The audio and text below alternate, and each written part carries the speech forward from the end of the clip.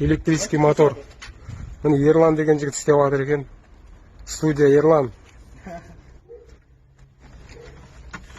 Қазақтар істеп жатқаны қуанып жатыр мынандай.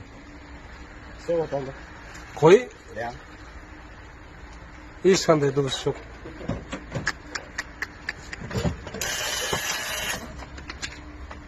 Адамдар ештеңе қой. Қаншаға дейін ұра бересің? 250 сондай шыға береді. Трассаға шығып көрдік. Мынау мотор. Анау не мынау вентилятордың астын? Охлаждение анау дәу радиатор таппадым да. Мына катушка не? Бұл реле, дәу реле. Бүкіл системаны қосап светті. Анау? Анау тормоздікі вакуумный. Вакуум ба? Коробка. Основной двигатель. И карданға прямой. Коробка ештеңке жоқ, астына прямой кеткен. Иә.